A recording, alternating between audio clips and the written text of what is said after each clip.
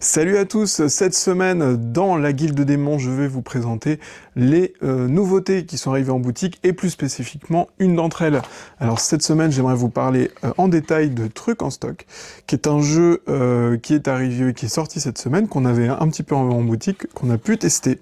Et on s'est rendu compte que ce jeu était un poil délicat à expliquer. Donc je vais essayer, au-delà de vous faire une vidéo règle complète, de vous présenter le plus brièvement possible le jeu pour que vous puissiez comprendre les mécaniques, parce que c'est pas un jeu, on va dire, sur lequel on a de la facilité à se projeter, et pourtant le système de jeu est très très simple et super sympa. Donc voilà, je vais vous présenter ça tout de suite. Alors, chose promise, chose due, voici la mise en place de base de Trucs en stock. Alors là, j'ai révélé les cartes aussi bien pour la partie des joueurs, qu'on appelle des chercheurs, et j'ai révélé aussi les cartes pour la partie guide, qu'on appelle tout simplement le guide. Voilà, le guide, parce qu'il va essayer de guider les autres joueurs à travers la logique selon laquelle il a installé les objets. C'est un jeu coopératif, en somme, où une personne va piocher des cartes, le guide, il va être le seul à connaître le contenu de ces cartes, et il va essayer de le faire deviner aux autres.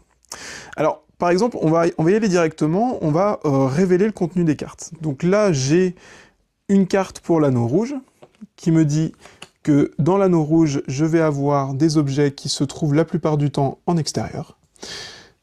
Pour l'anneau jaune, qui concerne les mots, ici, hop, voilà, je dois avoir au moins un mot qui contient au moins un R, enfin, les mots qui sont dans le cercle jaune doivent au moins contenir un R, et ici, vous avez le bleu, qui sont des caractéristiques, et la caractéristique ici, ça doit être qu'il doit être plus grand qu'une personne.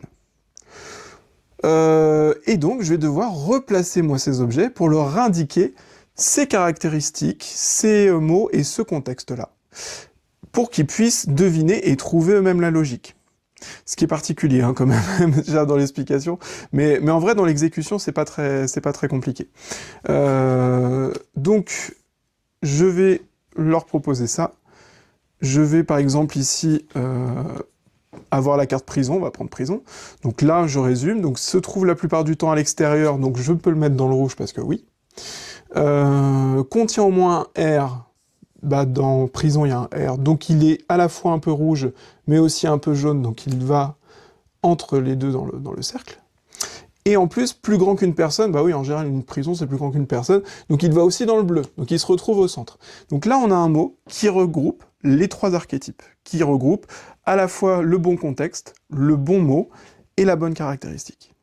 Et je vais faire pareil avec deux autres mots. Je vais prendre sandwich, par exemple. Alors, sandwich se trouve la plupart du temps à l'extérieur, oui, plus ou moins, on peut souvent trouver des sandwichs à l'extérieur. La plupart du temps, hein, ça dit pas tout le temps, donc je vais mettre dans le rouge. Contient au moins un R, il n'y a pas de R dans sandwich, donc il sera pas dans le jaune. Et plus grand qu'une personne, non, il est plus petit, donc il reste dans le rouge. Donc ça, c'est mon indication là, aux autres. Ensuite, j'ai un nounours. Nounours se trouve la plupart du temps à l'extérieur. Bon, ça dépend du nounours, hein, si c'est un doudou, peut-être, mais là, on va dire que c'est plutôt à l'intérieur, quand même, le nounours. Contient au moins un R, oui, et plus grand qu'une personne, non. Pareil, ça dépend du nounours, mais en général, non. Donc, on va le mettre là, et on va, en gros, les joueurs, les chercheurs vont faire des propositions à chaque tour, à partir des cartes qu'ils ont, et ils vont essayer de les positionner selon la logique qu'ils déduisent avec laquelle j'ai posé moi-même mes cartes. Alors au début c'est compliqué, forcément, on va dire bon bah je vais mettre mon pneu, pneu, je veux dire contexte, je sais pas, non peut-être que là dans le contexte c'est un truc qui se mange, donc je vais pas mettre pneu, ici mot, non nounours, pneu, bah ça doit être un truc, hein, les mots longs où il y a des syllabes, où il y a des N, je sais pas, enfin des N qui se répètent, je sais pas, on va mettre caractéristiques peut-être, pour voir, on sait jamais, peut-être avec prison, il y a un lien. Et nous, on sait que la caractéristique, c'est que plus grand qu'une personne, on sait qu'un pneu n'est pas plus grand qu'une personne, donc à ce moment-là, on replace la carte dans le bon contexte, donc la plupart du temps à l'extérieur, ne contient pas de R, et je la remets ici. Et en plus, plus tard, je pourrais proposer d'autres objets pour les aider un petit peu plus. au fur et à mesure de la partie. Je pourrais mettre celui-là. Et si par exemple, là, se trouve la plupart du temps à l'extérieur, alors si jamais c'est un autre objet qui n'a rien à voir avec mes 3 caractéristiques, bon là oui, je pourrais le mettre à l'extérieur, mais admettons, là je peux mettre dans aucun. On peut aussi montrer qu'il n'y a aucune caractéristique. Et alors ce qui est intéressant, c'est qu'entre les deux joueurs qui cherchent, il y a tout un débat entre « Ah oui, mais ça pourrait être ça, ah oui, mais t'es sûr ?» Et puis des fois, par hasard, ils trouvent la bonne solution, mais c'est pas exactement ça la thématique. Enfin, c'est vraiment super sympa. Il faut le voir comme un jeu d'ambiance, comme quelque chose de très animé, et surtout qui incite à la réflexion. Et puis en plus, alors vous avez des decks de cartes objets qui est absolument immense. Vous en avez de plein de sortes, de plein de types, vous en avez partout des cartes. C'est vraiment super. En plus, les illustrations sont très jolies, elles sont très mignonnes. Et voilà, moi je trouve vraiment ce jeu très sympa. Mais, vous avez compris, assez compliqué à expliquer. Hein. Surtout que, bah voilà, caractéristique encore on comprend. Caractéristique c'est, est-ce qu'il est grand, petit, est-ce qu'il est lourd, léger? Le mot, c'est-à-dire voilà, le nombre de lettres, par quoi il commence, le syllabe, ok, ça va. Par contre, le contexte, c'est un petit peu plus difficile. Et ils préviennent dans la règle que le contexte est plus difficile à comprendre.